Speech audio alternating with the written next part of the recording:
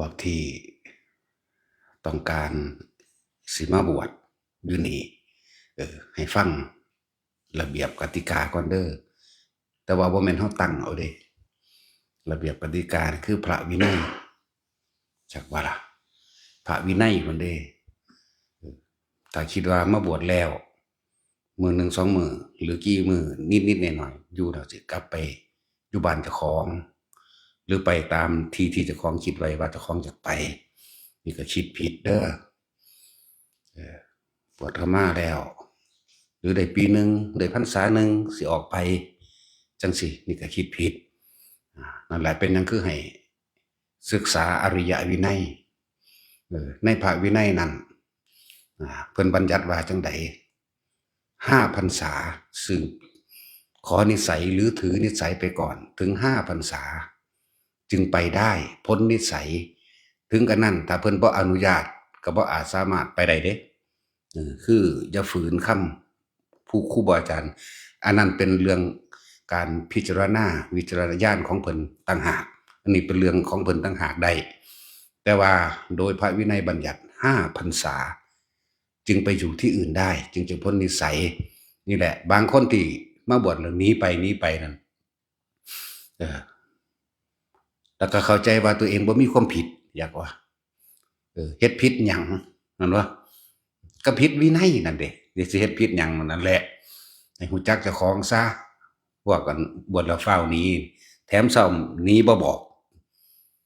ไปแบบบ่บอกบาดนี้ถึงกันนั้นยังบ่เต็ม5 พรรษาก็ช่างถ้าท่านอนุญาตรู้จักบ่ล่ะถ้าเพิ่นอนุญาตจึงไปได้เด้หรือเพิ่นบอกให้ไปไปอยู่วัดนั่นไปดูแลวัดนั่นไปได้เพิ่นก็เบิ่งแล้วล่ะงั้นที่ปี1 2 ปีก็สร้างเพิ่นก็ฮู้อยู่เพิ่นเห็นอยู่ในข้อวัดปฏิบัติขององค์นั้นของภิกษุองค์นั้นผู้นี้ปฏิบัติดีเฮาฮู้เห็นบ่ล่ะเพิ่นฮู้อยู่เพิ่นจังว่าให้ไปพาหมู่เฮ็ดทั้งพุ่นเด้อนี่ได้หรือต่ำกว่า5 พรรษานี่รู้จักบ่ล่ะเพิ่นจังอนุญาตก็จังไปได้ตัวนี่คือพระวินัยเด้นั่นแหละที่ว่า สมมุติว่าได้บ่ได้พรรษา1หรือ2หรือ3มาขอเพิ่นครูบาอาจารย์เห็นสมควรว่าผมอยากขอไปจำพรรษาอยู่หั่นอยู่นี่กับองค์นั้นกับองค์นี้ถ้าเพิ่นพิจารณาดีแล้วไปได้คือไปได้เด้ไปว่าอยู่หม้องหันเพิ่นก็ปฏิบัติดีเพิ่นเคร่งครัดแม่นบ่เพิ่นอนุญาตให้ไปได้แต่ต้องบอกเด้อบ่แม่นแอบบ่แม่นลอยไปหลายๆคนมาแอบอ้างบอกเพิ่นแล้วเด้นั่นแหละในกรณีของครูบาปอนจังซี่คือเฮาบ่รับเข้ามาสำนักอีกแล้วเด้นี่เฮาเว้าตรงๆเด้บาดนี้แสดงว่าบ่อ่านเลยบ่ศึกษาเลยแถมซ้ำว่าบอกแล้วเถียงไปทั้งแม่ทั้งลูกบ่ธรรมดาเด้เถียงไปเด้นั่นก็ไปอยู่ก็บ่ได้เฮ็ดข้อวัดปฏิบัติอีหยังดอกอ้างตั้งแต่ว่าคิดแล้วก็ไปปฏิบัติอยู่ไผอยู่มันเด้ไปก็ไปอยู่นำข้อวัดบ่แม่นข้อวัดโดยพระวินัยนะไปอยู่นำทั่วไปเรียกว่ามหานิกายก็ได้นะอันนั้นรอบข้างเขาก็บ่เอาอยู่แล้วนะนั่นแหละเถียงไปได้มันว่ามันแม่นว่าให้ไปเด้เถียงไปแล้วก็การไปยึดใบสุทธิขึ้นมานี่แปลว่าถ้าอยากอยู่หันก็ให้ยัตติใหม่เฮาบ่ได้ว่าให้สึกหรือว่าให้สึกเข้าใจบ่แต่ว่าให้ยัตติใหม่เพราะว่าขาดจากการปกครองขาดจากความดูแลแล้วหลวงพี่โทนไปจังซี่เพิ่นก็ไปอยู่ในธรรมยุทธ์อยู่เลยบ่ได้ยึดคืนเข้าใจบ่ล่ะแต่ว่ารังแกข่มเหงเพื่อนภิกษุด้วยกันบอกบ่ฟังความพร้อมเห็นบ่ล่ะอย่าเฮ็ดเด้ออย่าขับรถก็ครับอย่าบังคับหมู่เฮ็ดเวียกเด้อก็บังคับเลิกบ่ต้องประชุมอีหยังกันแล้วประชุมหยังมื้อละเทื่อ2 เทื่อขนาดนั้นก็บ่ฟังนั่นแหละนี่ก็คือการนี่เว้าตรงๆแล้วบัดนี้เห็นบ่นี่เห็นเพิ่นเว้าดีๆนำเรื่อยๆนั่นบ่แม่นเด้ว่าสิบ่หายบัดนี้จังซั่นแหละเอาไปมาเลยทะเลาะกันไปตบไปตีกันเห็นบ่นี่จังซั่นแล้วก็เฮ็ดให้หมู่ภิกษุนำกันศึกตั้งหลายองค์นะนี่คือความผิด ผิดอีหยังเพราะว่าคนมันบ่ฮู้เลยว่าเจ้าของผิดมันหลงตัวเองว่ามันถูกแม่นบ่ล่ะจังซี่แล้วการเวลามันสิพิสูจน์เอาเองดอกแนวหมู่นี้นั่นคือให้ประหยัดติใหม่นะอันผู้อื่นไปอยู่นำนั่นก็ดีนะอาหารในกายก็ดีคนแถวนั้นเขาก็บ่เอาล่ะเฮ็ดไปตามลำพังอำเภอใจเจ้าของเฮ็ดได้ก็เฮ็ดไปปาฏิโมกข์ก็ขึ้นเฉพาะเวลาเป็นเว้นของเจ้าของสวดเอาเงินจังซี่แหมเนี่ยไปสวดเอาเงินเด้พวกเฮาตั้งแต่คิดว่าห่มผ้าเหลืองเข้ามาแล้วยันตบาปเป็นนั่นนี่พวกเฮาบ่อาจสามารถที่ฮู้ได้ว่าตำหนิได้เพราะว่าพวกเฮาบ่รู้พระวินัยก็เลยว่าฆราวาสนั่นน่ะให้รู้ในควรในฐานะแห่งตนอย่าเพิ่งเว้ามั่วนะแต่ว่าภิกษุกับภิกษุเพิ่นเว้ากันได้เด้อันพรรษาน้อยหรือหลายก็สร้างบ่เกี่ยวกันอีกแต่ว่าเอาพระวินัยเว้ากันนะนั่นแหละผู้ที่แอบไปเลยจังซี่แต่ว่ามาตัวได้บัดนี้นั่นบอกมันสินั่นบ่มันสิบริสุทธิ์อีหยังนั่นแม่นบ่ล่ะว่าบอกหลวงพ่อแล้วว่าเด้บ่บอกจักเม็ดแอบไปเลยหลายคนอยู่จนจื้อบ่ได้แล้วล่ะเออแต่สิมาอ้างได้มาจากไสมาจากหลวงพ่อมนพตาเข่งโอ้ยดีๆมาๆตั้งแต่มันแอบไปเด้อรู้จักบ่ล่ะนี่แหละอำนาจในการปกครองมันก็มีอยู่หั้นบ่แม่นปกครองโดยความพอใจของเจ้าของเด้ปกครองโดยพระวินัยยังว่าเฮาเอาธรรมเอาพระวินัยเป็นใหญ่เนี่ยบัดเวลาสิเว้าเห็นบ่ล่ะจังซั่นตั่วนั่นแหล้ว คือเฮ็ดผิดรังแกหมู่ผู้ตีหมู่ก็มี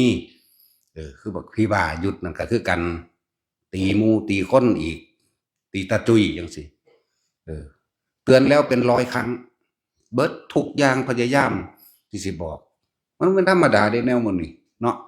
ให้โอกาสเป็น100ๆครั้งเด้ว่าโทษหมู่นี้ก็ตีหมู่อีกจังซั่นแหละพวกจังซี่บ่ให้ขึ้นมาถ้าไปอยู่ก็ไปอยู่ในหมู่เดียวกันนั่นแหละหมายถึงพวกมีข้อวัดปฏิบัติเดียวกันคือต้องหยุดกันอยู่กับเขาเจ้าก็ไปแต่ว่าบ่รับผิดชอบหลายๆอย่างอยู่ในนี้นะถ้าเกิดมีทางใดทางหนึ่งเพิ่นแจ้งมาว่า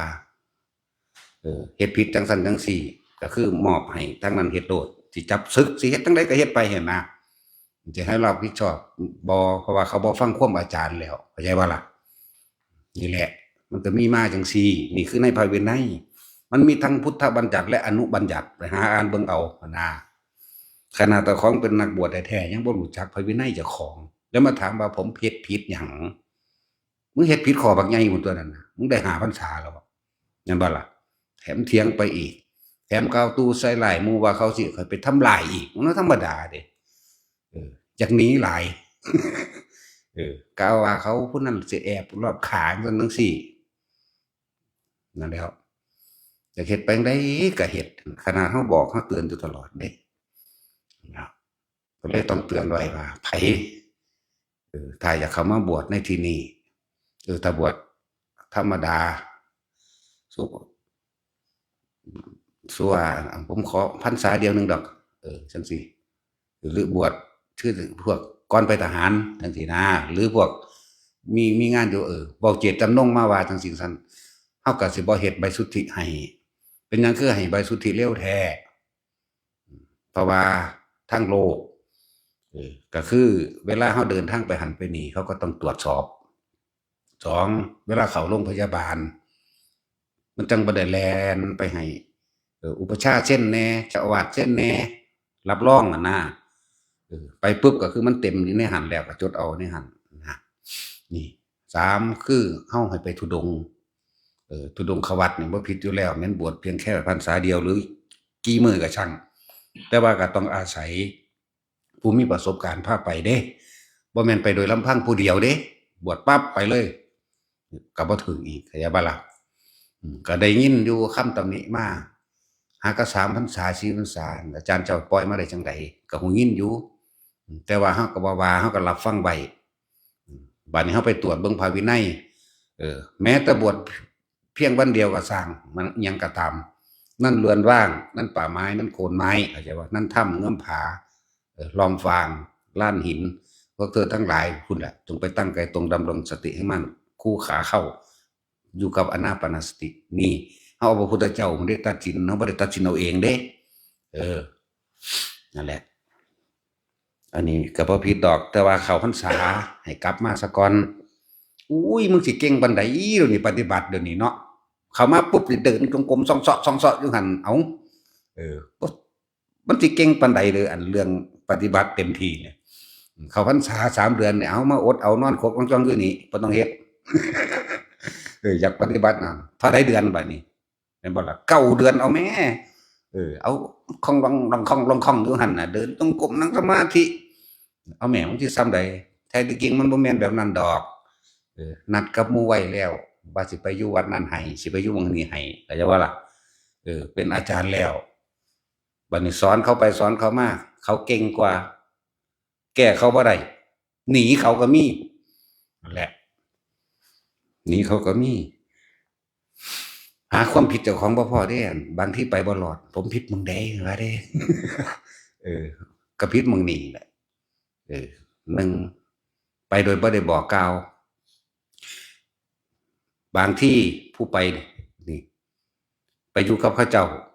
เขาไปอยู่บ่แม่นขอวัดเดียวกันพร้อมเวลาหนีมาก็หนีมาเลยบ่บอกเขาเจ้าเด้ตามธรรมดาแล้วก็สิว่าผู้เพิ่นฝึกหัดปฏิบัติกรรมฐานตามพระวินัยจริงๆในอาคันตุกวัตรเนาะคือองค์อื่นๆมาหาเฮานี่เฮาสิดูแลเป็นดุจดังว่าแขนขาอวัยวะเดียวกันกับเฮาเด้เฮาสิเป็นห่วงเป็นใยเฮาสิกุดมีนั่นมีนี่บ่มื้อนี้เพิ่นมาแบบนี้เพิ่นป่วยบ่ถ้าบ่เห็นลงมาฉันหรือบิณฑบาตเพิ่นป่วยนี่นำเบิ่งกันจัดสถานที่ให้กันเหมือนกันกับผู้บวชในสำนักเข้าใจบ่ล่ะมันสิมาจากทางอื่นก็ตาม มาทางอื่นเนาะก็บ่รู้ล่ะว่าครูบาอาจารย์เขาเจ้าอนุญาตให้มาบ่หรือเขาเจ้าพ้นนิสัยไปแล้วมาอันนี้เป็นอิสระอยู่หรือบางที่ก็มีหลายๆอย่างคือว่านั่นแหละมันเป็นของละเอียดอยู่อันนี้หาก็ได้พรรษาหนึ่งแต่ว่าขอครูบาอาจารย์มาผมสิไปอยู่หันอยู่นี่ครูบาอาจารย์เห็นว่าจังไดสมมุติว่ามาจากที่อื่นสิไปอยู่นำตาดเข่งพอมนบจังซี่จังซี่นั่นคือเพิ่นอนุญาตจังซั่นถ้าเพิ่นว่าโอ้ยอย่าไปก็อย่าไปตัวเจ้าของยังอยู่ในปกครองของเพิ่นอยู่แหมเนาะเกิดหยังขึ้นเขาเจ้าบ่รับผิดชอบให้เด้ว่าเป็นนั่นเป็นนี่มาเขาเจ้าบ่ไปรับรองให้อย่าคิดว่ามันสิบ่เป็นบัดมันเป็นก็มีเนาะบัดเขาหาเรื่องใส่เด้แม่นบ่ล่ะบ่มีความผิดแต่เขาหาเรื่องใส่ก็มีนั่นแหละเพิ่นจึงบอกว่าไปทางใดให้บอกบอกเพื่อนภิกษุด้วยกันคือว่าเวลาเข้าในกลางบ้านนี่ไปในกลางบ้านต้องบอกเพื่อนภิกษุด้วยกันเด้เดี๋ยวผมสิเข้าไปญาติไปหาญาติเวลานี้เด้อนะบอกแล้วผู้นี้ก็รับทราบบัดนี้ในระหว่างทางมีคนฆ่ากันตายไว้แล้วผู้นี้ออกไปเวลา2 ทุ่มเวลาทุ่มหนึ่ง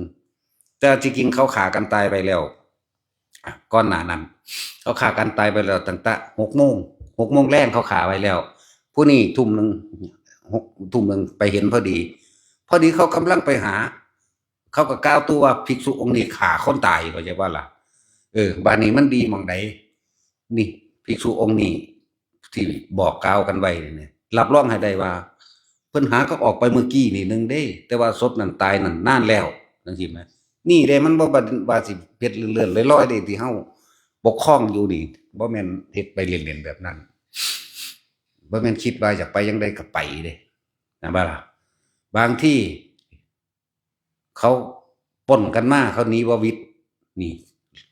เรื่องคล้ายๆคือกันในสมัยตะกี้ทรัพย์สมบัติก็ห่อใส่ผ้าเนาะเขาปล้นกันมานี่เขาหนีทางการบ่วิทย์เขาก็เอาไปซ่อนไว้ในเงาไม้นั่นภิกษุอันนี้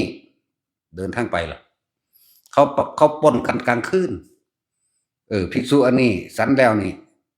ไปโดยไม่ได้บอกเขาไม่ได้บอกเพื่อนภิกษุด้วยกันไม่ได้บอกผู้อยู่ในอาวาสเดียวกันไว้เขาปล้นกันมาตะกลางคืนคนนี้บ่วิทย์6 โมงก็ทิ่มทางนี้2 โมงเช้าไปนั่งเซ้าเมื่อยอยู่หันพอดีเข้าใจว่าล่ะไปนั่งเซ้าเมื่อยอยู่หันพอดีบางฮอดเขาก็จับทุบตีเอาไปทำโทษเลยเด้ ราะว่าหยังบ่บอกมันบ่มีพยานให้ยังง่าวหลาย อย่าอวดเก่งหลายว่าเจ้าของรู้นั่นน่ะมันอวดดีอวดเก่งมันบ่ได้ศึกษาเด้เดี๋ยวนี้แม่นบ่ล่ะบัดนี้โดยทางการเขาสืบกันแล้วโดนปล้นตอนเวลา6 ทุ่มบัดนี้เอาตอนเวลา6 ทุ่มได้ติดตามผู้ร้ายมานี่ขโมยขโจรมานี่จนถึงนี่ละหายไประหว่างทางนี่เวลาเท่านี้พอดีภิกษุอันนี้ไปบ่บอกหมู่นี่อยากไปนั่งอยู่หั่นพอดี เขาก็เห็นแล้วก็ทุบตีเอาเลยตัวจะบ่ล่ะแนวนี้ก็มีนี่เพิ่นให้นัยยะบ่แม่นว่าอยากไปจั่งใดก็ไป บัดนี้สิไปกล่าวอ้างไผเอาผมว่าเขาจับไปสอบสวนนี่เจ้าออกไปบ่ได้โดยบ่ได้บอกภิกษุที่ร่วมอาวาสเดียวกัน หรือบ่ได้บอกอาจารย์แม่นบ่ไปฮอดโอ้บ่จักแล้วจักมันไปปล้นอีหลีก็แม่นก็บ่ฮู้เด้แม่นว่าตัดสินฟังดีๆเด้อพวกเจ้าว่าของเล่นบ่ก็บ่ฮู้แล้วบ่บอกไผแหม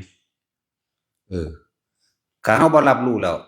บัดนี้เจ้าจำนนต่อหลักฐานเจ้านั่งเฝ้ากองเงินเขาอยู่หั่นเขาจับไปเลยได้บัดนี้ปิดคดีจักว่า อันนี้เป็นของความจริงอันนี้บ่ได้ยกตัวอย่างโดยคิดเอาเองเด้อยู่ในพระวินัยเด้อยู่ในพระวินัยไปอ่านเบิ่งแหน่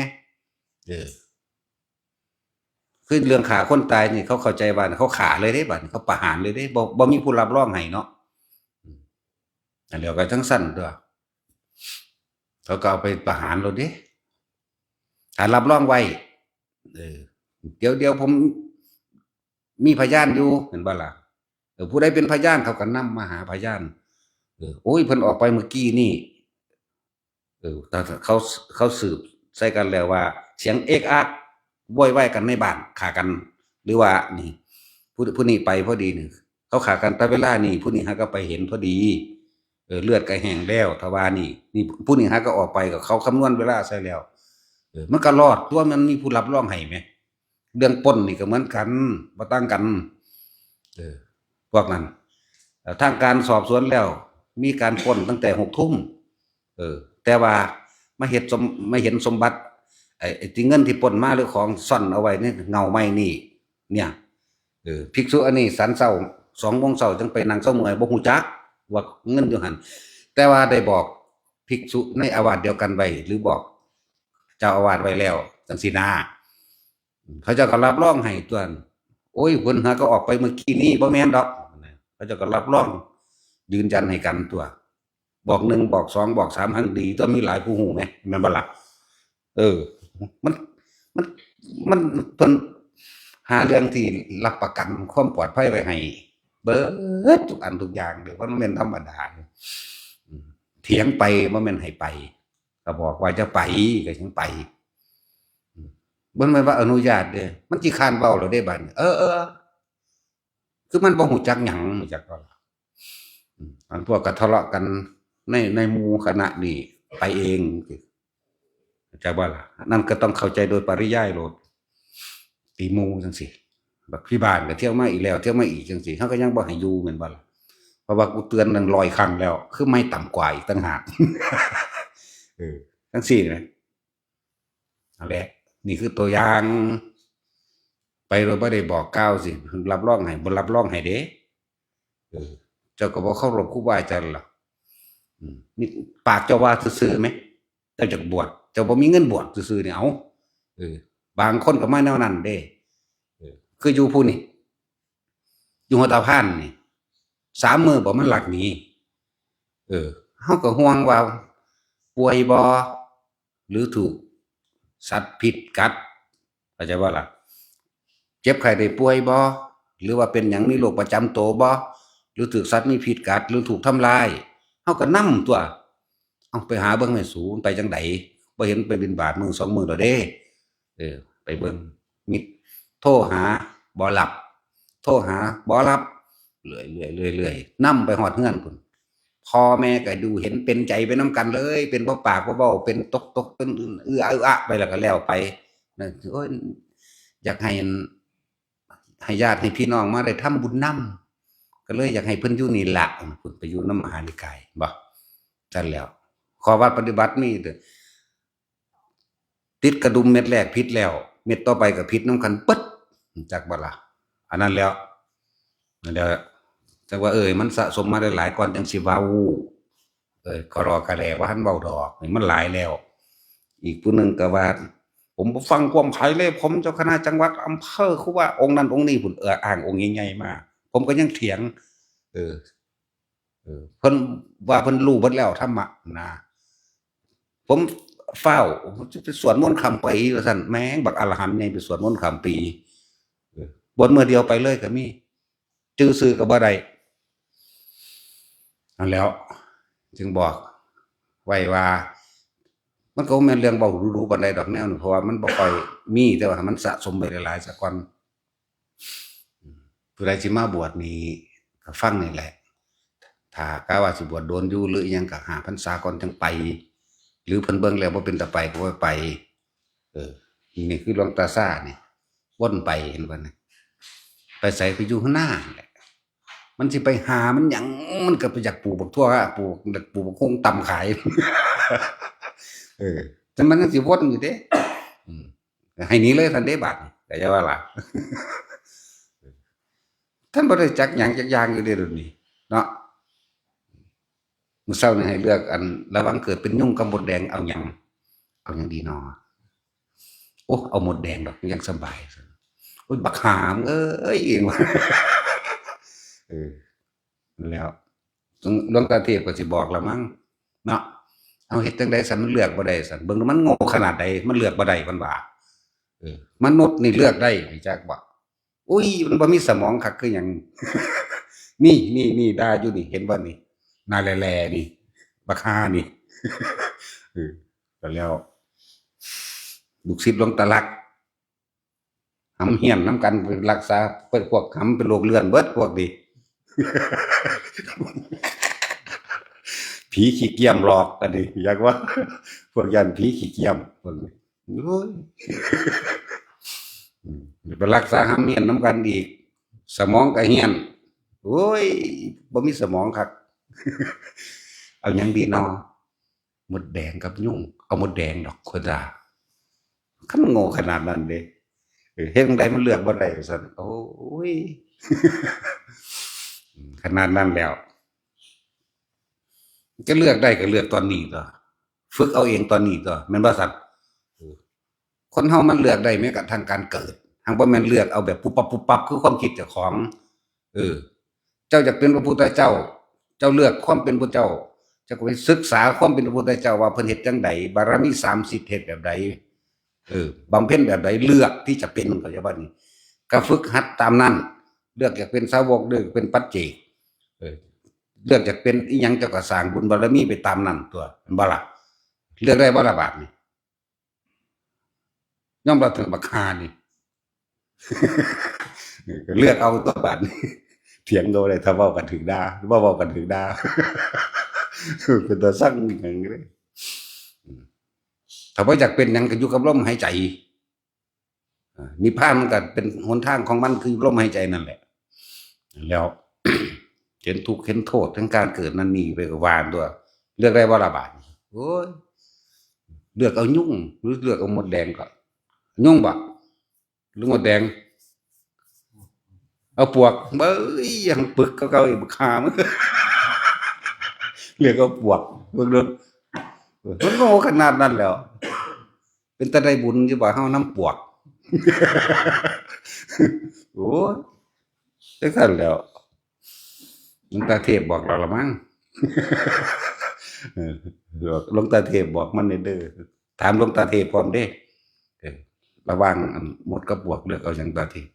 ไม่เอาอะไรซั่นบอกมันแหน่ครับ มันคิดพอแล้วบ่อุปานนี่หรืออีก3เดือนข้างหน้ากูจังสิคิดพอโอ้ยใครกลัวเอาบ่เอาหยังเลยซั่นอีก3เดือนข้างหน้า ตอนนี้จังวันคิดพออยู่อยากน้ำปูกุ้ง อยากเราสิไปตำบักหุ่งขาย คือคู่กันไสล่ะ ท่านไสล่ะทางใดล่ะมีไส้ไก่ย่างครับไก่ย่างวิเชียรมาแล้วอร่อย สู้กับแพ็คคู่กันเพื่อเพื่อแต่รถเมย์มาเพิ่นกับแลนขึ้นรถไก่ย่าง ดึงลูกค้าเขาทั้งนี้กับแฟนบางหุ้งถาโอ้ยมันมีสมองเอ้ยเดี๋ยวทั้งว่าบอกผู้ใดอยากถ้าว่ามาบวชตรงนี้ก็พิจารณาดีๆเลือกเอาเลือกครูบาอาจารย์ดีๆเด้อ อาจารย์บ่เลือกหรอกแต่ว่าอาจารย์ก็คือเอาหยังเอาพระวินัยพุ่นเด้เป็นใหญ่อยากว่าล่ะบ่ได้เอาเจ้าของเด้ส่วนรองลงมาเป็นความเห็น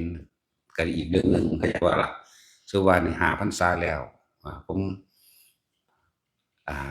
อยากมาเรียนปรึกษาอาจารย์ที่เห็นสมควรบ่ว่าจังซั่นจังซี่ก็ว่าไปแม่นบ่ล่ะเออแต่เพิ่นว่าดีๆๆเนี่ยให้ไปเพิ่นก็ส่งเสริมสนับสนุนให้มีทุนมีร้อนให้ตัวแม่นบ่ล่ะแต่เพิ่นว่าโอ้ยบ่แม่นดอกบ่ต้องไปดอกก็อย่าไปถ้าฝืนไปบ่ถิ้มเลยเด้ บ่ได้รับผิดชอบได้บาดนี้เพราะว่าพ้นแล้วเอาตัวเองได้แล้วก็ไปก็คิดว่าตัวเองรอดแม่นบ่ล่ะนะฮะส่วนมากมันบ่แม่นอันนั้นติมันบ่ได้ปรึกษาเด้จักบ่เออผมว่าสิไปหั้นโลดเด้ผมมาลาไปหั้นไปนี่โลดเด้เข้าใจบ่นี่บ่ได้ปรึกษาว่าเห็นสมควรบ่ว่าผมสิไปจังซั่นจังซี่ไปหม้องหั้นหม้องนี้เออผมมากราบอาจารย์ผมสิไปบ้านนั้นโลดเด้มันมาบอกเฮาว่าสิไปหั้นเข้าใจบ่ล่ะมันบ่ได้ปรึกษาเด้มาบอกว่าสิไปหั้นสิไปหม้องหั้นหม้องนี้เข้าใจบ่นี่เบิ่งฟังดีๆเด้อเฉียดๆกันนิดหนึ่งเด้เออ บ่ได้ปรึกษาเลยว่าควรบ่ควรว่าผมสิไปอยู่จังซั่นจังซี่หม้องหั้นหม้องนี้อาจารย์เห็นว่าจั่งใดให้คำปรึกษาหรือเห็นควรว่าสิให้ผมไปไสตั่วบอกเขาเลยสิไปหั้นนะนี่ถ้าสิเว้าเรื่องวินัยมันเคร่งครัดคือหยังนี่เด้เออถ้า5พรรษาไปแล้วก็เลือกเอาสิไปไสมาไสแม่นบ่หาก็สร้างบ่นี่เพิ่นเบิ่งอยู่เด้อันนี้เป็นส่วนวิจารณญาณของเพิ่นเข้าใจบ่ล่ะคือให้หลวงพี่โกเมนไปเป็นเจ้าอาวาสแม่นบ่ครับเออความรู้ทางปริยัติเพิ่นก็นักธรรมเอกจบสูงกว่าเฮาอีกเนาะเฮาบ่จบนักธรรมหยัง นักธรรมเอกเพิ่นก็ได้เออเพิ่นเคยบวชในอันทางมหานิกายมาก่อนก็ตั้ง3ถึง4ปีแม่นบ่ล่ะแล้วก็มาบวชอยู่นี่ซะก็เป็น6ล่ะเออเพราะว่าเฮาก็บ่ได้แยกแต่ว่าเฮาเบิ่งในพิจารณาอยู่เพราะว่าเฮ็ดถือว่าปฏิบัติข้อวัดเดียวกันอยู่อืมแตกต่างกันบ่มากนะเฮาเห็นสมควรแล้วให้หลวงพี่โกเมนไปแหน่เวลาเขาเทศน์แสดงธรรมเขาก็เทศน์ได้เพราะว่าหยังเขาก็มีปริยัติอยู่เขาก็จบนักธรรมอยู่พอดึงข้อคิดข้ออัดข้อธรรมหม้องหั้นหม้องนี้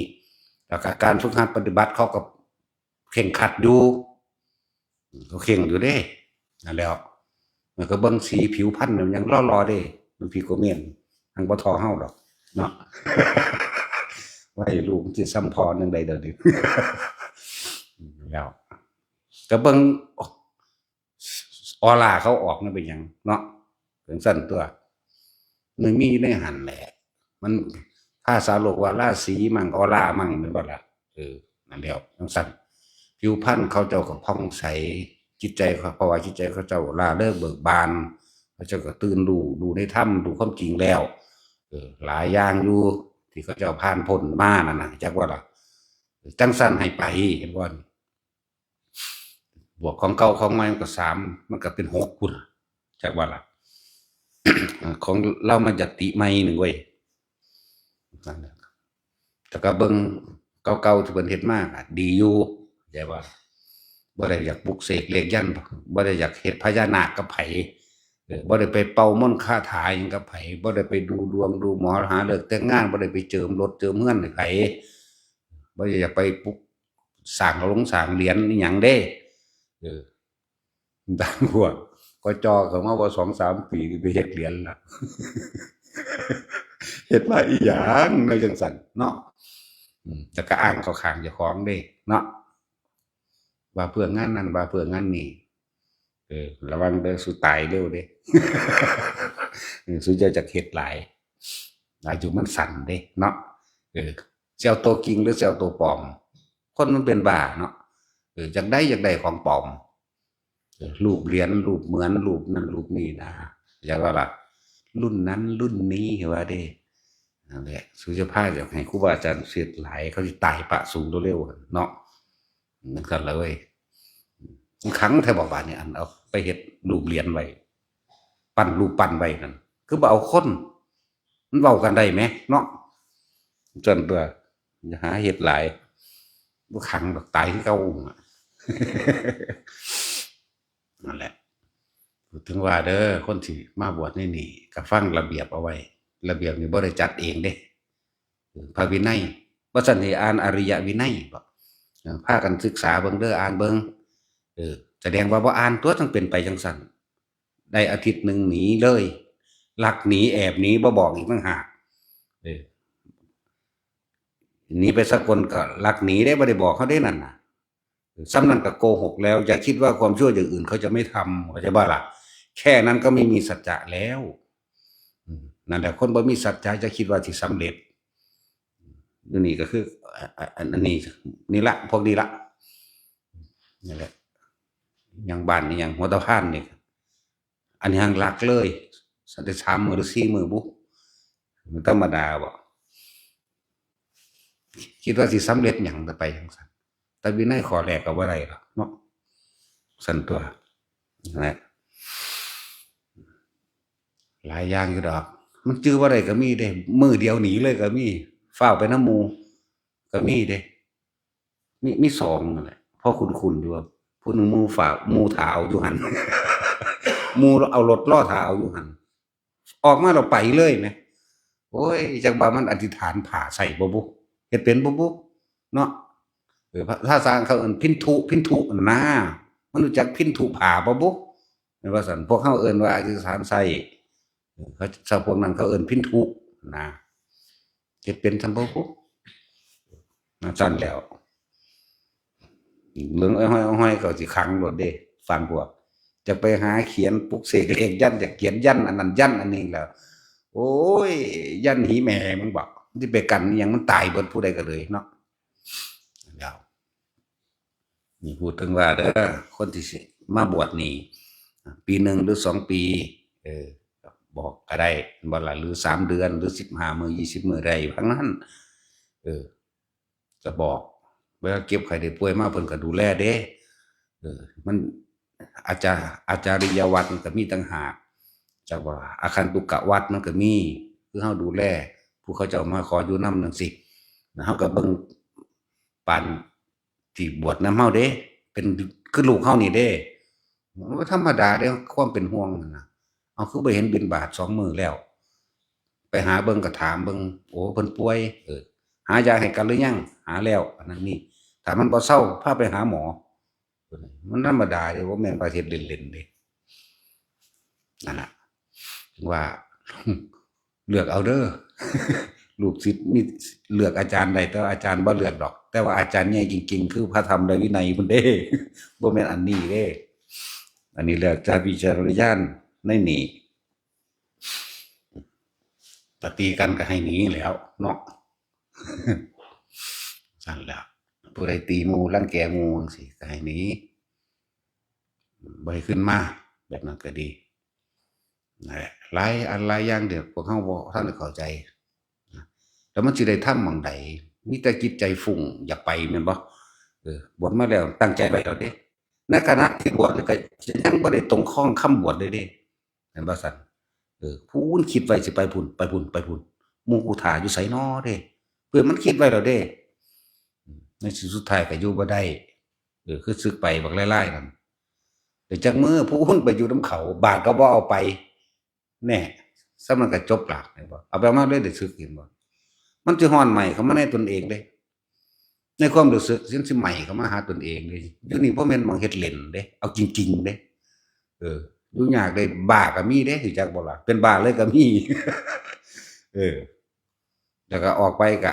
นั่นแหละคือว่าน่ะมันบ่ได้กำไรมันขาดทุนพร้อมเพราะว่ามาเฮ็ดผิดแล้วก็ไปทั่วทีปหลายอย่างจะสิเว้าเรื่องพระวินัยทั้งเบิดมันเว้าบ่ได้ทั้งเบิดจื้อบ่ได้ทั้งเบิด2,250 ข้อนี่ก็เป็นศีลอย่างนี้ของหนึ่งของเธอนี่ว่าข้อหนึ่งนี่มันก็มี 1.1.2.3 นี่เปรียบเทียบมีเหตุให้เกิด จึงเป็นอาบัตินี้ด้วยเนื่องเกี่ยวเนื่องกับอาบัตินี้ถึงมีเหตุให้เกิดได้มันบ่แม่นอยู่ซื่อๆแล้วมีโทษอะไร มันมีโทษพร้อมเด้บัดนี้เจ้าบ่แสดงนั่นบ่ล่ะมีเหตุให้เกิด 1.1 1.2 เพราะว่า1นั้นหลายอย่างคือหยังนี่ความละเอียดละอออยู่ในหันถ้าจะเอากันจริงๆเด้แต่ซ้ำใดซ้ำหนึ่งถ้ามันเอาจัก3 เดือน 4 เดือนนั่นสิก็รักษาความคิดเจ้าของไว้อยู่กับลมหายใจโลดเนาะแต่ก็บ่แน่เด้บางคนว่าสิเอา3 เดือนยาวเลยก็มีบัดนี้จังซั่นแล้วครูบาดงมันบ่ได้ว่ามันสิมาบวชจักเม็ดเด้อกันนะสิใส่มึงบวชหรือมันก็บวชโลด มันก็ว่ามันสิเอาจักหน่อยมันสิหนีแล้วเด้มันเท่าอยู่เท่าเดียวนี้เด้ล่ะมันได้3ได้4ไปแล้วอะเนาะจะหลายพรรษาแล้วเด้มันบ่ปากบ่เว้ากับไผได้บัดนี้แม้กระทั่งนำเฮาเองมันเป็นหยังคือบ่เว้ามันรักษาความคิดบ่ให้หนีออกจากลมหายใจนาลมมันถามมันก็บ่เว้ามันแม่นตาเบิ่งซื่อแล่นนำถามมันแล่นหนีซ้ำ นี่กูมักจังซี่จักว่าล่ะบ่ยุ่งก็ไปถึงเวลาขอวัดถึงเวลาบิณฑบาตบิณล้างบาตรเสร็จสับเรียบร้อยแล้วเข้าทางจงกรมกุฏอ่านหนังสือมั่งฟังมั่งเดินจงกรมมั่งนั่งมั่งอย่าคิดเด้ว่าเฮาบ่ไปแอบเบิ่งจักว่าล่ะบ่เห็นนั่นเดินส่องๆๆอยู่เบิดมื้อเบิดคืนบ่มีมีแต่ตุกติกตุกรุตรูตุกติกตุกติกป๋องปังปิ้งอยู่หั่นล่ะได้บ้านหาแมงบ่แนวนั้น แม่นบ่ซักจังซั่นเด้อคิดว่าสิตัวเฮาได้บุเดี๋ยวหลวงพี่ดงบ่เป็นจังซั่นเด้นั่นแหละเดินท่องเสาะอยู่เด้ไปจังไดก็เห็นเฮาก็ดีออกมาเห็นล่ะบัดนั่งก็นั่งบัดเดินก็เดินอยู่หั่นบัดอ่านก็อ่านเด้ก็เอาเก้าอี้มานั่งอ่านหนังสือทางนอกเฮาก็ส่องเบิ่งอ่านหนังสือเมื่อยนั่งไปเดินจังซั่นเด้เมื่อยนั่งอ่านหนังสือเห็นบ่ไปเดินแล้วเพิ่นก็เฮ็ดโต๊ะนั่งสมาธิเพิ่นอยู่ข้างนั้นมันไปไสวะก็ว่าโอ้อยู่ในมุมอีกมุมหนึ่งแน่บ่เว้าจักบ่ล่ะจังซั่นแล้วเขารักษาใจเขารักษาใจตัวเดียวนั่นแหละนั่นจังแม่นคนปฏิบัติที่โกเมนมื้อนี้นั่นล่ะจังซั่นเฮาให้ไปแต่จังซั่นไล่ไปทุดงค์มันยังบ่อยากไปไล่มันไปทางอื่นมันให้พุ่นตัวมันย้านได้หนีอันพวกบ้าๆเด้บัดนี้โอ้ยอยากไปแฮงไปหันไปนี่ไปหม้องหันไปนี่แล้วก็อยากเทศหาแม่มึงบ่มันบ่ทันได้ถึงเวลากันเลย เนาะก็จ่อเข้าไปอย่าเปิดเทศเอาเองโลดมึงนี่ แต่คนก็ยังเอาตัวเองบ่รอดก็ท้องยังบ่ฮู้อยู่อยากเทศล่ะอยากบอกเขาล่ะและหลายอย่างอยู่ทุกอย่างก็ต้องอาศัยเวลานำแน่อีกอย่างหนึ่งก็คือว่าผู้เป็นตาให้เทศมันทันบ่เทศเนาะอันผู้บ่ให้เทศนี่มันคืออยากแสดงแท้จนป่วงไปทั่วทีปแล้วอีกผู้หนึ่งจักมันตายหรือยังบ่ว่ากันนั้นก็เลยชื่อว่าหยุดคือกันนั่นแหละยาวๆนั่นเนาะไม่ตั้งแต่อีหยังแล้วก็เลยผู้นั้นบอกให้ไปรับสรีระสังขารผู้นี้ให้บอกไปรับอันพระบรมสารีริกธาตุแต่ละมื้อจดไว้บัดนี้เป็นทองเป็นก้อนให้เฮาฟังเลยอย่าปากมันบ่แม่นมันบ่ได้ฟังเด้ออาจารย์บ่ฮู้คือผมว่าซั่น จักอยู่ไสเด้อหรือมันตายเด้อบุ นั่นก็ชื่อว่าหยุดคือกันเนาะก็อยากบ้าพอปานกันแล้วว่านั่นก็เลย มันนั่งบ่ตีไผ แล้วมันหลายอยู่เด้มันปวงไปฮอดไสแล้วพุอันนั้นก็เลยสิไปรับ 2,000 ไร่ทั้งใดบุ ปีนี้บ่เห็นเว้ยปีนี้ บ่เห็นเนาะปีนี้เนาะปีกายนี่ร่วมกับปีนี้บ่ทันเห็นแต่ว่าปีนั้นมาอยู่เนาะมาเอาใบสุทธิเลยเนาะเพราะว่าเฮาบ่ให้เด้อไปกุมเขา ไปกุมเขาเฮ็ดให้ทั้งง่ายเขาทางนี้เป็นฝ่ายปกครองทั้งแล้ว ใส่กันนี่ธรรมดาบ่โอ้ย มันมีเรื่องหลายอย่างก็ได้พวกเจ้าเพราะว่าเขาเว้าหัวก็พวกเจ้านี่อยู่ในนี่แต่ละคนมีแต่ตัณหาเด้รู้จักบ่พระนำกันก็พอแห้งเลยนั่นแล้วเว้าอยู่เบิดมื้อโลด มันเป็นธรรมดาเด้อันเป็นนางเว้าอยู่หั่นก็พอแห้งมันกับพวกนี้อีกก็พอแห้งเด้แก้ปัญหาพวกนี้ก็ได้แก้ตัณหา นั่นแหละแต่มาเทศอยู่นี่ก็พอแห้งอีกแล้วนี่จังซั่นแหล้วอะไรหลายอย่างอยู่ดอก ที่พวกเขาบ่รู้มีเหตุอะไรจังเว้าให้ฟังเหตุเพราะว่าหยังมันก็สะสมมันหลายมันหามันหกอะที่บ่ฮู้จักคำว่าผมผิดหยังเฮ็ดแนวนี้นะก็ผิดพระวินัยสิไปผิดหยังมึงพวกนี้ออกไปจากบ้านพ่อหาพรรษาแถมซ้ำเจ้าเถียงหนีพร้อมแถมซ้ำว่าธรรมะนี่กูรู้เบิดแล้วอีกต่างหากเสือกไปเปิดเพจเทศเอาเองอีกขนาดคนผู้อื่นเพิ่นเขาก็เตือนอยู่ได้อย่าพึ่งจากแสดงหลายเขาก็เบิ่งฮู้อยู่แหมเบิ่งนี่มันคนบ่เต็มบ่พอแล้วเด้นี่ล่ะนะอยู่ซื่อก็ โอ้ยเพิ่นเว้ากับเทวดาพุ่น จังซี่บ่บอกกับเทวดานี่เด้ธรรมดาบ่ก็บ่ว่าดอกตำนั้นแต่ผู้เตือนก็เซาก็ฟังได้เลยเนาะจังซั่นตัวนั่นแหละสำหรับคนที่ว่าสิตั้งใจมาบวชนี่สิบวชตลอดเลยจังซี่ก็คือทำใจเอาไว้ซะใน5พรรษาจังอยากถ้าอยากไปจังไปที่จริงมันบ่ได้อยากไปมันต้องมีเหตุให้ไปเด้ผู้บ่อยากไปมีเหตุให้ไปเด้มันทั้งทำมันจัดสรรของมันเองมันเป็นของมันเองคือหลวงพี่โกเมนจังซี่เราบ่ได้จะไปเป็นอยู่หั่นหยังอยู่หั่นเลยเพราะมันได้ไปนั่งได้เป็นซั่นแล้วมันก็คุ้มหลวงพี่ดงเทศตำแหน่งสิมันก็บ่เทศจักเทื่อบักห่านก็เลย ให้พอดพวงตึกฟังหัวประสันบัดจะเว้าขึ้นมันก็พวงกันเนาะบาดนี้เนาะ แต่ก็ถึงแล้วล่ะนี่แหละมันเบาทำไมเว้ย5 ปีแล้วมั้งมันเบาๆ คิดเอาเด้อผู้ใดสิมาบวชอยู่นี่นะถ้ากล้าว่าสิบวชนานๆบัดนี้ก็สิว่าก็สิเบิ่งตามเหตุผลมันแหละเหตุในปัจจุบันนั่นแหละแต่ว่าอยู่โดนอยากไปทุดงค์ก็จังว่าให้จังเฮ็ดให้เด้บ่พรรษาก็บ่เฮ็ดให้ดอกบัดนี้นะเวลาป่วยก็อดเอาอย่าพึ่งป่วย นี่แหละมันยากนำตัวป่วยตัวเดินทางมานี่แหละก็จะได้เฮ็ดให้แต่ว่าก็ขอหลวงพ่อเจ้าคุณเพิ่นแล้วข้อทุกอย่างเขาก็มีเหตุผลในการเดินทางมีเหตุผลในการเข้าโรงพยาบาลรักษาพยาบาลหรือบางองค์เพิ่นก็มีโรคประจำตัวคือเบาหวานคือหยังจังซี่นะได้เอายาจังซี่นะบัดนี้สิไปเอายาแล่นไปเอาอยู่จังหวัดเจ้าของเพิ่นบ่เพราะหลายๆองค์เขาเจ้าก็ฟังอยู่ว่าถ้าอยากบวชจะบวชอยู่ใกล้บ้านเด้อเห็นบ่ล่ะอย่าอยู่ใกล้บ้านถ้าอยู่ใกล้บ้านนั่นแหละขนาดอยู่ไกลมันก็ยังอยากไปอยู่ นั่นแหละถ้าขนาดอยู่ไกลก็ยังอยากเมื่ออยู่มันธรรมดาบ่พรรษาจังมันจังพ้นนิสัยนี่ความผิดคือบ่ทันพ้นนิสัยนั่นแหละแต่ก็ไปโดยเพิ่นบ่ได้อยากให้ไปเพิ่นบ่ได้ยอมแต่ว่าเถียงไปบางพวกก็ถูกทะเลาะกันไปถึงมีโทษจังซี่ก็บ่ต้องกลับมาแต่ถ้าอยากอยู่ก็อยู่นำมันพวกเดียวกันเด้อนั่นแหละเพราะฉะนั้นก็ถ้ามีความผิดหยังก็ยึดใบสุทธิคืนมาเด้มันเป็นสิทธิ์ในที่เฮาสามารถกระทำได้เข้าใจบ่ล่ะซั่นแล้วถ้าไปมีเรื่องมีราวกันพยายามจะไปหามีเรื่องก็บอกเป็นร้อยๆล่ะว่าให้ก็ได้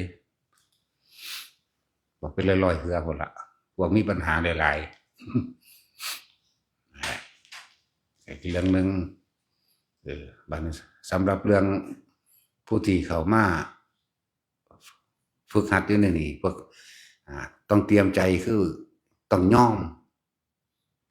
มให้เพิ่นบอกยอมให้เพิ่นสอนยอมให้เพิ่นด่าเด้เข้าใจบ่ล่ะที่ทุกคนมาฝึกหัดปฏิบัตินี่คือต้อง ตรียมตัวเตรียมใจเจ้าของดีแล้ววะคนที่ว่าคนที่ด่ากูนั่นใดกูรับได้ทั้งนั้น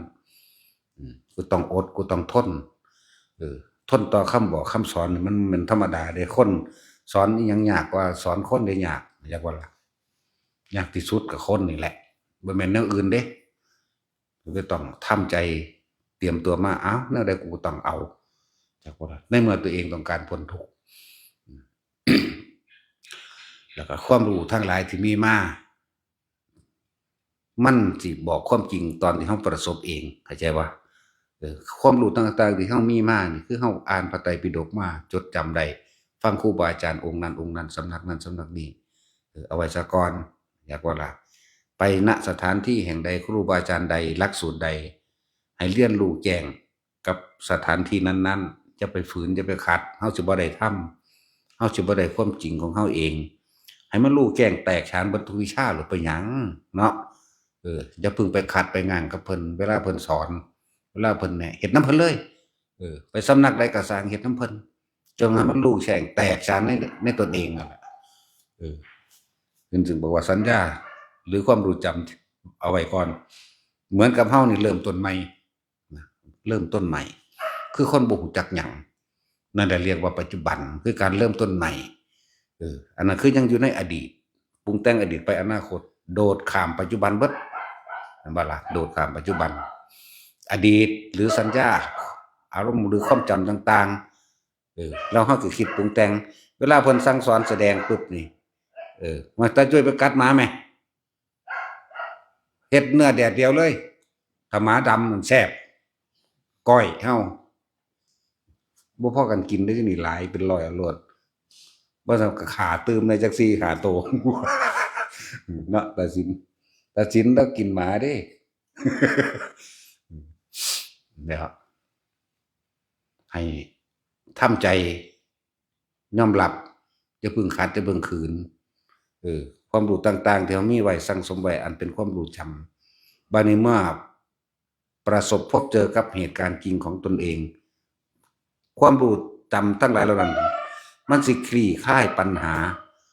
ความสงสัยความของข้าให้เฮาเอง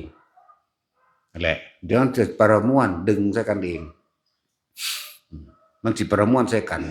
เฮาสิไปรู้แจ้งโดยประสบการณ์เฮาเองเด้ความจริงกับความจำมันจึงต่างกันนี่แหละที่บอกว่าแต่ละคนพวกเจ้าถิ่นของเก่าไว้ก่อนเด้อหมายความว่าจะพึงเอามาขัดงานกับเพิ่นเวลาเพิ่นสอนเวลาเพิ่นแนะให้แบบนี้เป็นเฮ็ดไปตามโลดโอ้ยรู้ร้อยวิชามันดีกว่าเด้ล่ะเนาะสั่นตัวคือคนเรียนจบปริญญาทุกแขนงเลยอยากเฮ็ดงานหยังก็เฮ็ดได้ตัวว่ามันจบทุกแขนงไหมนั่นบ่สั่นอันนี้ก็เหมือนกันแหละนี่สุขวิปัสสกะเอาถ้าปริญญาของพระพุทธเจ้าแปลว่าอันเราได้รู้แล้วเด้ปริญญาพระพุทธเจ้าแม่นบ่ล่ะบ่แม่นไปรับใบคือปริญญาโลกเด้สุขวิปัสสกะเฮาก็รู้แก่งในสุขวิปัสสกะวิชา3เฮาก็รู้แก่งในวิชา3อภิญญา6เฮาก็รู้ในอภิญญา6ปฏิสัมภิทาญาณเฮาก็รู้ในปฏิสัมภิทาบ่ดีบ่รู้แก่งเบิดทุกอย่างเลยปฏิสัมภิทาน่ะเป็นที่ศูนย์รวมของการรู้แก่งเบิดนะสั่นเลยว่าพวกมาใหม่นะก็ให้อยู่ตามนั้นแหละเพิ่นแนะนำว่าตอนที่เฮาบ่ทันได้ชินชำนาญโดยปฐมฌานนะปฐมฌานรู้ลมหายใจเข้าออกหมายถึงรู้สึกตัวกับลมเย็นเข้าออกในนี้แล้วมีอาการนิ่มๆหน่วงๆตรงกลางหน้าผากนี่คือเฮานำวิธีนี้มาสอนมาแนะให้เกิดจิตตั้งมั่นตั้งตรงไหนก็ว่าเรื่อยตั้งตรงกลางหน้าผากมีความรู้สึกตรงกลางหน้าผากลมหายใจกับความรู้สึกนิ่มๆตรงกลางหน้าผากตีคู่กันจนกว่าจะชินชำนาญ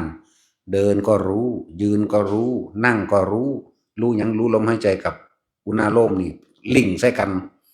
จากว่าเชื่อมต่อกันระหว่างลมหายใจกับอันนี้กับความรู้สึกนิ่มนวลอยู่กลางหน้าผากเชื่อมต่อกันบ่ขาดตอนบ่ขาดให้มันต่อเนื่องบ่ว่าจะยืนเดินนั่งนอนต่อมาก็ตลอดทั้งทำธุระต่างๆว่าจะรดน้ำต้นไม้ว่าจะล้างถ้วยว่าจะส่งของแม้กระทั่งว่าคุยกัน จักบ่ล่ะแม้กระทั่งคุยกันก็สามารถรู้ตัวเองได้นั่นสี่ตัวแหละถ้ามันชินแล้ววิตกวิจารปิติสุขเอกตาเข้าใจแล้วในปฐมฌานอันระดับขั้นที่สองวิตกวิจารหายไปเหลือแต่ปิตินี่คือตอนเฮาบ่คิดหยังปิติจะเกิดขึ้นปุ๊บคือระหว่างกลางหน้าผากยืนเดินนั่งนอนจนเกิดความชินชำนาญในฌานที่สองจนชินชำนาญยืนก็รู้นั่งก็รู้คือมันตัดลมหายใจออกแล้วเข้าใจว่านี่มันบ่คิดถึงลมอีกแต่ว่ามันบ่คิดถึงหยังเลยมันบ่คิดเด้ฌานสองจากมันม่วงมีแต่รู้สึกตัวอยู่ในกลางหน้าผากบางครั้งมันก็เลื่อนไปบนหัวเข้าใจว่าบนหัวหนุบหน้าบนหัวคือเอามือเศร้าหัวนี่หนุบหน้าบางคนก็เป็นหมุนคือลมหัวกุดหน่อยเป็นบอนๆก็ว่าหรือตึงแล้วแต่ความรู้สึกพอได้สิทายทอดมาอันเดียวกันนั่นแหละจะเฮาใส่ซับบางจังซี่นั่นแหละยืนเดินนั่งนอนชินชำนาญแล้วนี่ บัดนี้ยืนเดินนั่งนอนถ้าต่อทั้งทำการทำงานก็ให้รู้แต่ตอนคุยกันมันเป็นชาติใดเป็นหนึ่งเด้จะบอกล่ะวิตกคือต้องใส่คำเบาความคิดวิจารณ์ก็คุยกันต่อเนื่องปิติเกิดนี่ก็จะว่าล่ะมันที่เป็นหนึ่งเป็นสองสลับกันไปสลับกันมาจังสั้นแต่ตัวที่สามเดอิ่มเบิกบานหรือขนาดเลยเป็นว่าสุขเอกกตาคำว่าสุขเอกกตามันสงบเงียบเข้าไปว่าล่ะมันสงบจนเห็นความคิดเจ้าของพุ่นละบาดนี้นั่นแหละช่วงระหว่างนั้นเฮาสิคุ้มความคิดเจ้าของบ่ให้มันคิดนะพวกนี้เอา1 กับ 2ให้ชินก่อนเด้อพวกมาใหม่เก่าก็คือกันล่ะก็บ่ว่าเก่งดอกเก่าก็เลยบัดนั้นเพิ่นไปดีดาหีหมาหีเขี้ยวเพิ่นก็ไปอยู่เนาะเห็นว่าล่ะแฮะกันก็มีอยู่นิ่งสวงกันก็มีซิ่งวิ่งก็มีนั่นแล้วฝึกไปทั้งเบิดนี่ค่ะแล้วเฮาสิจับเงินจับสนจับปลายมันได้เองในตัวเฮาเองดอกแล้วสิ่งที่เฮาเรียนรู้มาเฮาจดจำมามันสิคลี่คลายกับประสบการณ์จริงๆของเฮาเองดอกเด้อแต่ว่าล่ะตัวเองเป็นเองแล้วสิ่งที่จดจำมาเรียนมามันสิอยู่แจ้งใส่กันเองมันสิแตกฉานใส่กันเองดอกอ๋ออันนี้คืออันนี้อันนี้คืออันนี้หาทรัพย์ใส่ยากก็เลยต้องไปอาศัยทรัพย์ที่เฮาไปจดจำมานั่นเองมันง่ายดีนะมันก็ง่ายทั้งตัวแต่มันรู้แล้วแม่ก็ต้องอาศัยคำเว้านี่ไปจังซี่นะมันบ่แม่นของสิเว้าง่ายปานนั้นเด้การจะเอาความรู้สึกมาเว้าเป็นภาษานี่แล้วมันบ่ได้ง่ายเด้อแต่ทีนี้ถ้าเฮาเป็นเอาเองแล้วเฮารู้แล้ว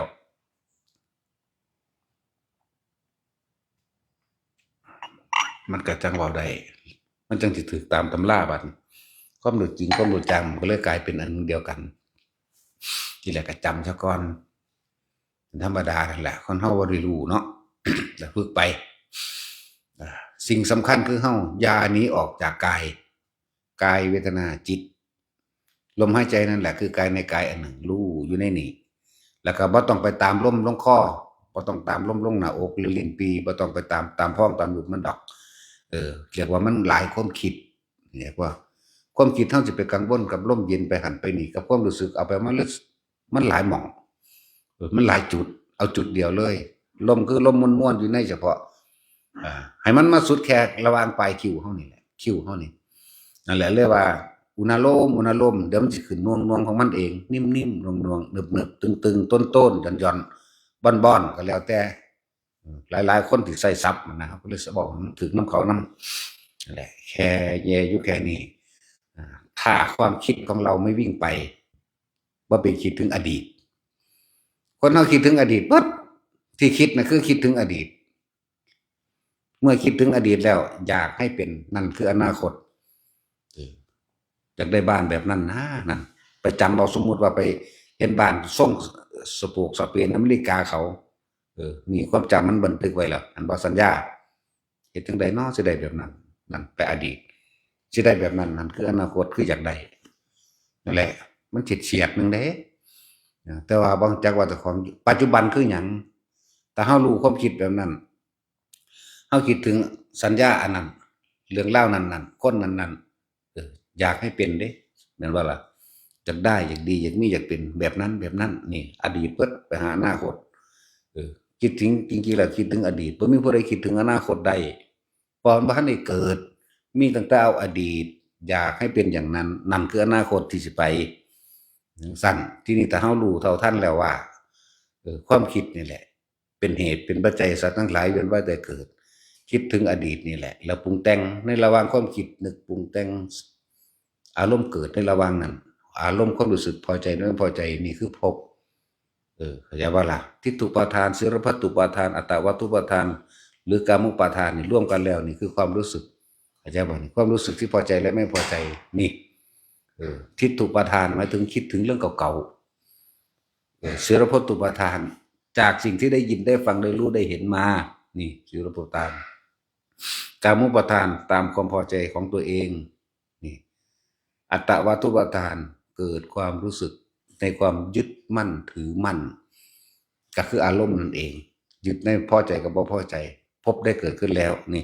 เป็นเหตุเป็นปัจจัยให้มันเกิดภพแล้วมันจึงแยกเป็นกรรมภพรูปภพอรูปภพเมื่อมีภพแล้วก็มีชาติชราและมรณะต่อไปก็ไหลมาหาอวิชชาปัญญาสังขารสังขารปัญญาวิญญาณังไหลมาหมุนนี่กันตัวบาทนี่เป็นบ่ล่ะเพราะความไม่รู้เด้ที่ตัวเองกำลังคิดอยู่ในความอยากได้อยากดีอยากมีอยากเป็นเรียกว่าอวิชชาความไม่รู้นั่นแหละเป็นเหตุเป็นใจให้เราคิดดีกับติดดีคิดเร็วกับติดเร็วแต่ว่าคิดเร็วบ่ติดแต่ว่ามันติดเพราะว่ามันมีดีอยากว่าปุญญาภิสังขารว่าความคิดทั้งหลายอันเป็นบุญสั่งด้วยแล้วถ้าเป็นเหตุเป็นปัจจัยให้เกิดภพเกิดชาติชรามรณะคือเก่าอปุญญาภิสังขารเมื่อยึดติดกับความดีหรือติดดีติดอารมณ์ดีติดอารมณ์ความพอใจนี่ปุญญาภิสังขารเอาว่าง่ายๆว่าติดอารมณ์ความยินดีพอใจความไม่พอใจนี่อปุญญาภิสังขารแม้นไม่อยากได้มามันก็ต้องได้เพราะว่าอย่างเพราะสองสิ่งนี้เป็นของที่เนืองกันอยู่อาจจะว่าละบาทนี่มันสิได้ดังใจตลอดที่บอกคนบ่ได้มันผู้นี้ถูกใจผู้นี้บ่ถูกใจก็มีเสียไปว่าหยังในขณะคนเดียวกันนี่ผู้ใดเคยเลี้ยงลูกนี่มื้อนี้มันเฮ็ดถูกใจแม่นบ่ดีใจชั่วโมงนี้มันเฮ็ดถูกใจอีกนาทีนึงมันเฮ็ดบ่ถูกใจก็ได้นี่ปุญญาภิสังขารอปุญญาภิสังขารนั่นแหละคือความไม่รู้ในความคำว่าความเข้าใจผิดคิดว่าเด่นเนยชาภิสังขารจากบ้านนี้เพิ่นเขาเจ้าแปลไว้แค่หน้าเดียวว่ามีความเข้าใจว่าตัวเองไปเกิดในอรูปฌานหมายถึงรูปภพหรืออรูปภพเป็นที่สุดแห่งทุกข์แล้วนี่เรียกว่าความเข้าใจผิดคิดว่าแต่ว่าเขาเจ้าแปลไว้ในอย่างเดียวในบาลีเฮามันบัดนี้ความเป็นจริงแล้วเฮาแปลให้หลายๆหน้าหลายๆนัยยะหลายๆข้อคิดคำว่านัยยะแปลว่าข้อคิดความเห็นคอมเมนต์คำว่านัยยะนั่นน่ะนั่นแหละเพราะว่ารู้ปุญญาภิสังขารปุญญาภิสังขารเนยชาภิสังเป็นเหตุเป็นปัจจัยให้มันเกิดวิญญาณความรู้สึกเข้าใจบ่แม่นผีเด้หลายคนเข้าใจว่าวิญญาณคือผีมันบ่แม่นพวกนั้นอธิสมานกายก็ว่ากายทิพย์ก็ว่าจักล่ะหรือสิเอิ้นว่าโอปาติกะอุบัติขึ้นแบบนั้นนะวิญญาณบ่แม่นผีวิญญาณแค่ความรู้สึกมันเกิดจากตาหูจมูกลิ้นกายรูปรสกลิ่นเสียงสัมผัสจึงมากก็เกิดเป็นอารมณ์ความรู้สึกนั่นแหละคำว่าอวิชชาก็เลยก็แม่นสัญญาคุมเบิดนั่นแหละอวิชชาจากวันเลยเป็นเกิดวิญญาณรับรู้แห่งความรู้สึกวิญญาณเป็นเหตุเป็นปัจจัยให้เกิดนามรูปมันหยังล่ะนามรูปก็เวทนาสังขารวิญญาณเหมือนละเอิ้นว่านามแล้วก็เกิดความรู้สึกแทนแล้วก็เกิดเป็นรูปหยังรูปกับมหาภูตสีรางวัลเขานามรูปเป็นเหตุเป็นปัจจัยมาเกิดอายตนะที่มันอยู่ในท้องแม่พุ่นจอนอยากว่าล่ะบาดมันออกมาแล้วจังว่าอายตนะตาหูจมูกลิ้นกายอายตนะเป็นเหตุเป็นปัจจัยเกิดผัสสะก็คือมีอารมณ์เลยเด้ตาเห็นปุ๊บพอใจเห็นปุ๊บไม่พอใจเห็นปุ๊บยังคิดอยู่จักสิพอใจหรือบ่พอใจเฉยๆนั่นน่ะเข้าใจบ่ล่ะนั่นแล้วเกิดผัสสะทั้งหูได้ยินปุ๊บรู้ว่าเป็นเพลงได้ยินปุ๊บม่วนเลยมันพอใจ นั่นเลยเอิ้นว่าผัสสะอืมยินปุ๊บเป็นเพลงบ่ถูกใจโอ้ยจะเปิดแม่งหยังดอกนะ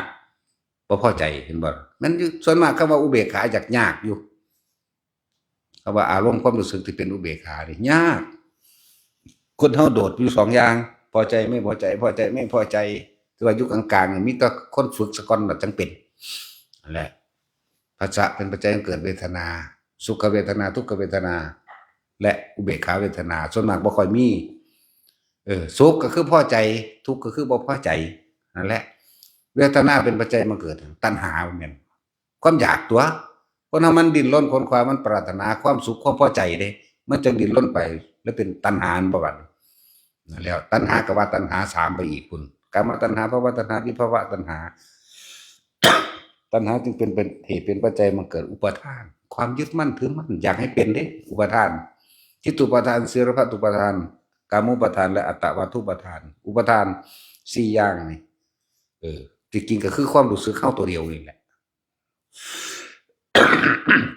อุปทานในความอยากให้เป็นอยากได้อยากดีอยากมีเป็นปัจจัยมาเกิดภพอยู่ที่การกระทำในกิเลสวัฏกรรมวัฏวิบากวัฏภพคือหยังกรรมภพรูปภพอรูปภพกรรมภพคือหยังแน่มีหยังแน่สวรรค์6ชั้นมนุษย์เดรัจฉานนี่แหละตรงมาเรียกว่ากามภพทั้งเบิดเรียกว่าล่ะรูปภพเดพรหมโลก16ชั้นอรูปภพเดอรูปภพ4ชั้นพรหมมี20แล้วก็ล่ะแต่ว่ามาแบ่งออกไปตามวาระจิตไปตามความละเอียดของจิตพวกเข้ากำลังฝึกอยู่เดี๋ยวนี้พรหมเบิดนี่รู้จักบ่ทรงฌานเจริญฌานโดยเอาอาการปิตินั่นแหละเป็นวิหารธรรมปิตินั่นเป็นอาหารของใจเพราะว่าถ้าบ่ว่างจิตอุเบกขาจริงๆมันบ่เป็นเข้าใจบ่มันบ่เป็นเด้มันบ่นวงคำว่ามันบ่เป็นมันบ่นวงอยู่หน้าผากมันบ่นวงอยู่บนหัวอยู่นี่ปิติอย่างอื่นมันมีหลายโพดมีตั้ง5หุ่นกุตกาปิติขนพองสยองก้าวกับปิตินี่ในปฐมฌานคณิกาปิติในปฐมฌานมีการอิ่มเอิบจุกเข้ามาในข้อเนี่ยให้ภารณาปิติทำการโยกซ้ายขวาหรือหน้าหลังเนี่ยโอกันตกาปิติทำให้แสงสว่างเกิดขึ้นนี่ปิติอุปงคาปิติทำดุจดังภาพเป็นดุจดังกายลอยขึ้นหรือยืดขึ้นหรือมีอาการพองขึ้นตัวเองพองขึ้นนี่บาดนี้เฮารวบปิติมาเอาอันเดียวจุดเดียวเลยมาตั้งตรงที่อุณาโลมพ่อแหละอธิบายพวกกันมาใหม่ฟังซื่อดอกพวกมาเก่าก็คือกันแหละจำได้บ่ปุ๊เนาะมันตั้งค่ายความสงสัยเจ้าของอันนั้นล่ะนั่นแหละว่าให้ทุกคนรักษาลมหายใจนี่ซะก่อน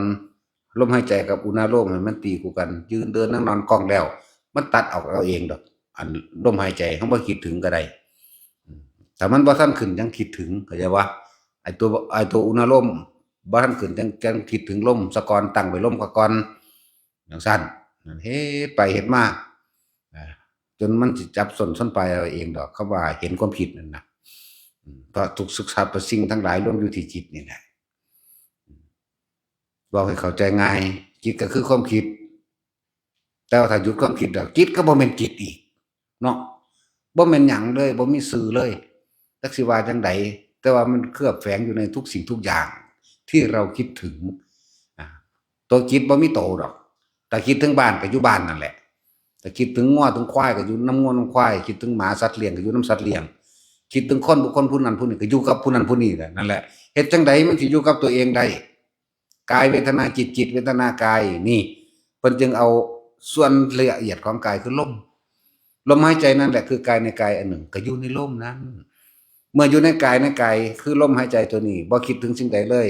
เวทนาในเวทนาย่อมเกิดขึ้นได้คืออุเบกขาคือความรู้สึกอันเกิดจากความไม่คิดไม่นึกจิตมันร่ว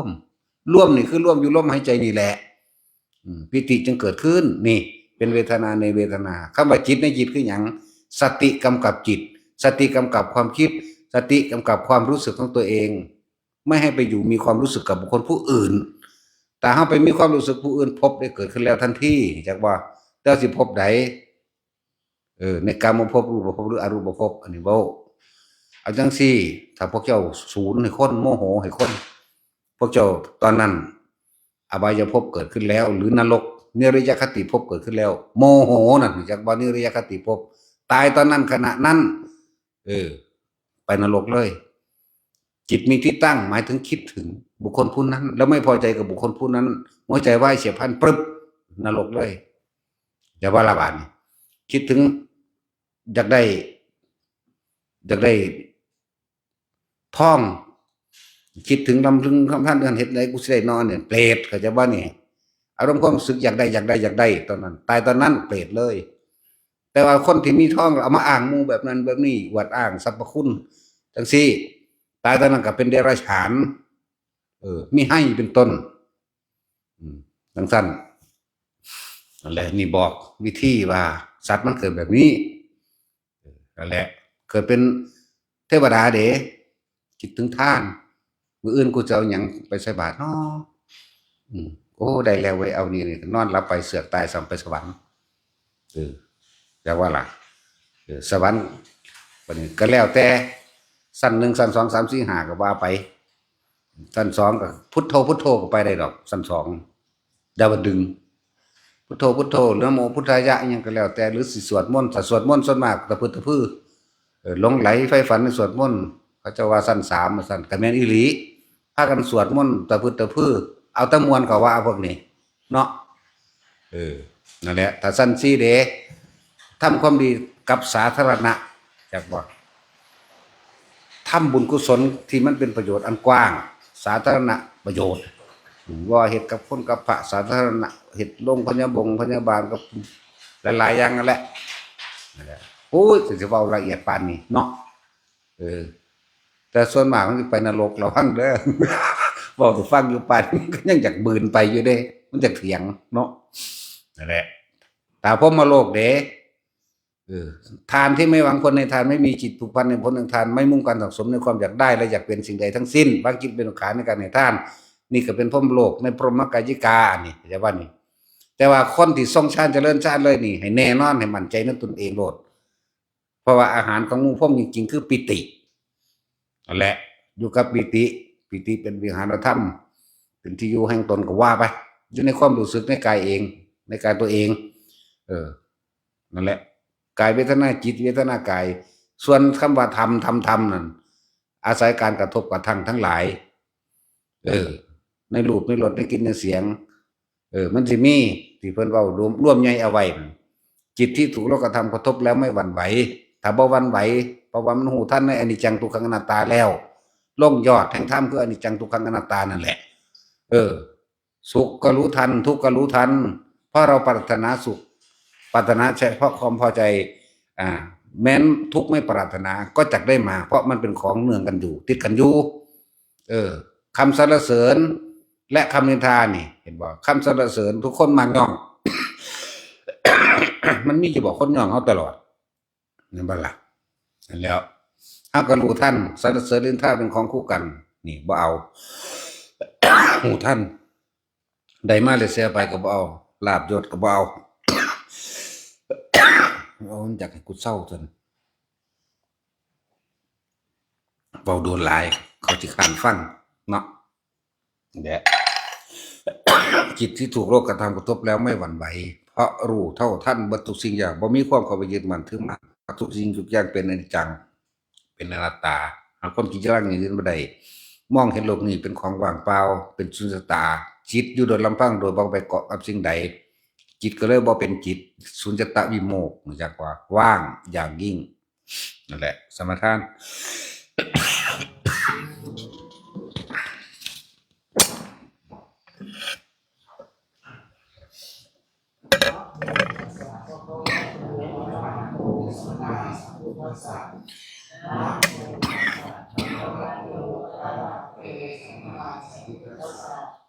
นะโมตัสสะภะคะวะโตอะระหะโตสัมมาสัมพุทธัสสะอิมาหังภะคะวา